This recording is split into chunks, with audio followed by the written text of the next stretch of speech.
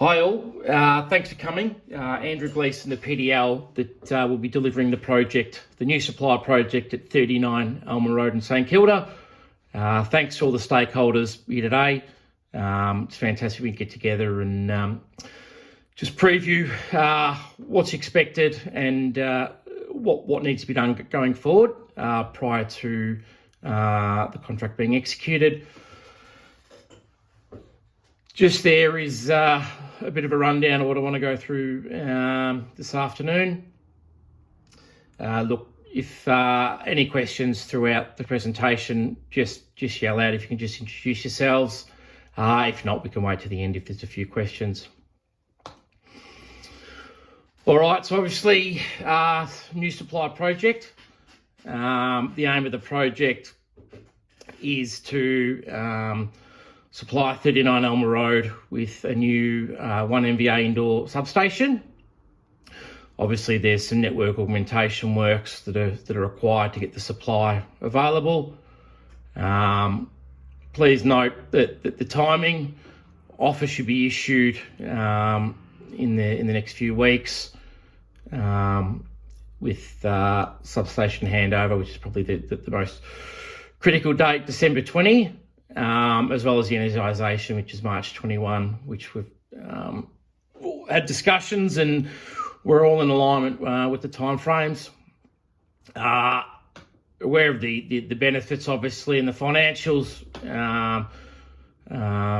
transparent there, the values there, and obviously the approvals process. The project governance. Look, there is a strict approval process, both externally, more so internally. Obviously, many of our documents are reviewed. We've gone through the functional scope, which our network planners look at and review, and they develop that and ensure that the network or the supply and the network is able to be augmented and made safe, and the requirements there for the customer. As well as obviously the funding, which is the most important. There's quite a capital contribution on behalf of City Power, so that's gone right up to Network IC, so being reviewed by many. The roles and responsibilities of the project. I just want to make everyone abundantly clear of what the requirement is from everyone. And who can sign off, who's responsible, and the touch points there. Obviously, there's a few stakeholders involved. So within that, we just need to make sure that everyone knows and is aware of what they're doing. Look, I'll circulate this matrix following the meeting if everyone can review it as well. And any questions or any amendments we can make. We can make prior to the offer being released. Again, I went over a bit of the more in detail project scope here. We need to obviously take the LCTA solution, which is the least technical cost accepted. And based on that, there's many options that were considered. And that was the network plan as reviewed. And the 90 metres of trenching required is the most feasible and cost-effective solution. So just to note as well that obviously with the customer here today, that the clarifications as well. So which we can review further, but just note as part of the budget that these conditions. Essentially, these are the exemptions, so which are quite clear and that will be in the contract and also has been conveyed to the customer. All right, this is probably the most important part. While we're here today, in relation to the schedule. Again, all of these dates have been agreed upon. It's quite important, as you can see red there. That's the onus is on the customer there. If these conditions aren't met, potentially the project may have to be, or the schedule may have to be amended. Thus, variations may apply. As you can know there, once the offer acceptance, there's timeframes for the OHSA plan and then the long lead items. Sarah, the customer here, in relation to procurement of the long lead items, can we expect delays due to the supply chain issues we are seeing globally? Yeah, good question. Thanks, Sarah.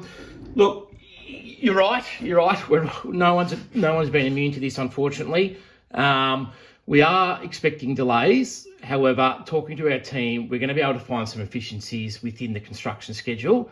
So, yes, that potentially will be delayed, but it won't impact substation energisation. So, look, we'll keep you updated with that.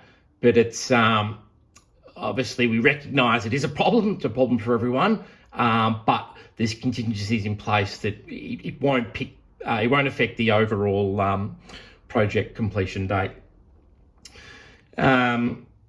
So just in relation with the customer stuff as well, which we can see that does sometimes impact when the customer's not ready, can impact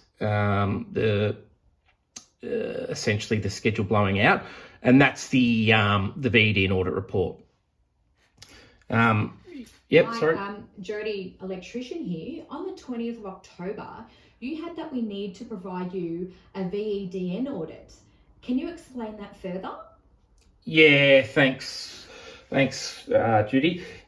Just in relation to the VEDN audit. So basically, that substation is our asset. So the conduits and everything, although it's in your property boundary, the conduits going from the substation out to the property boundary, which we take it on. You will need to install them, but you will need to get an independent auditor to essentially sign off on that, just to make sure that you're complying with the SIRs. Again, I can follow up after the meeting. I've got there's a few contacts there that, I can put you onto, that there's a bit more information on that. But definitely we can't move forward without that VED audit report. All right, and it says earlier before, the supply available date, the 16th of the 3rd, 21, and that's what we're all striving for. But just the key risks and mitigants, which is obviously, again, something we've been a focus on and we want to identify early. Obviously, the contaminated soil, we have identified it as category C, so we'll make the appropriate measures. Rock, we don't think there will be rock.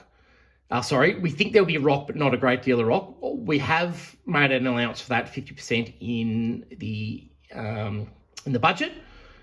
So that's something to consider. The third-party assets. Hi, Sarah from Council.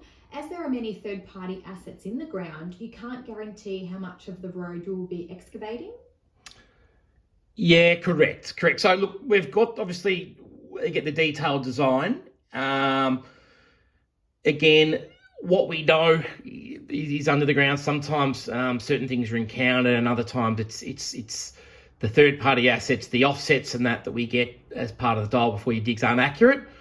Look, so we can't guarantee how much we'll excavate, but obviously, as discussed as well, we'll ensure that is obviously reinstated back to council recommendation and council standards, which our contractors are very well aware of.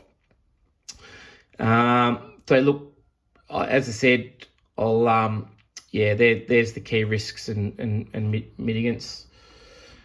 Look, that's it. As I said, just wanted to touch base early to go over a few things. Look, I'll circulate this again. Any questions following the meeting, feel free to reach out. And look, if I'm sure we'll catch up soon, but the contract will be issued shortly. So once the contract's executed, we will catch up once more. All right. Thanks all. Enjoy the afternoon.